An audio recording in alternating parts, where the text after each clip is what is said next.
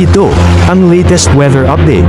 Alamin ang pinakasariwang ulat panahon ngayon dito sa Information TV Educational Channel. 4 p.m. sa layong 380 km east ng Apari, Cagayan. Ito'y may taglay na lakas na hangin na 75 km per hour malapit sa sentro at pagbugso na 90 km per hour. Ito'y kumikilos west-northwestward sa bilis na 15 km per hour. Meron din tayong bagyo dito sa labas ng ating Philippine Area of Responsibility at ito isang tropical storm na si Jebi. Kung may kita naman po natin dito sa satellite imagery po natin, masyado po itong malayo dito sa ating kalupaan at wala po itong direktang epekto sa anumang parte ng ating bansa. Sa nakikita din po natin, mababa din po ang tsansa nito na pumasok mismo ng ating Philippine Area of Responsibility.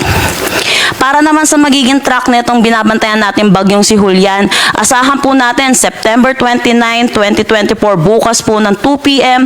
ay ito'y huling nasa layong 215 km east-northeast ng Apari, Cagayan at ito'y may kategory na severe tropical storm. By September 30, 2024, Monday, 2 p.m., over the coastal waters na siya ng Itbayat, Batanes at kung may kita po natin, isa na po siyang typhoon category.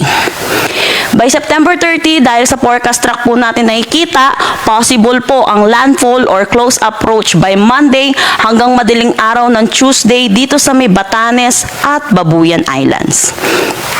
By October 1, 2024, 2 p.m., 95 kilometers na siya ng northwest of Itbayat, Batanes at typhoon category pa rin.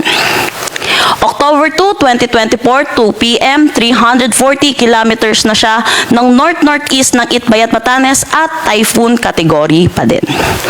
Dahil dito kay Bagyong Julian, meron tayong tropical cyclone wind signal number 2 dito sa Batanes, Cagayan, kasama na ang Babuyan Islands, Isabela, Abra, Apayao, Kalinga, eastern portion ng Mountain Province, eastern portion ng Ifugao, Ilocos Norte at northern portion ng Aurora.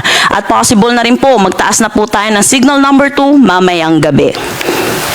At dito naman po sa ating bagyong si Julian ay nakikita po natin ang pinakamataas natin na tropical cyclone wind signal na itataas ay number 4.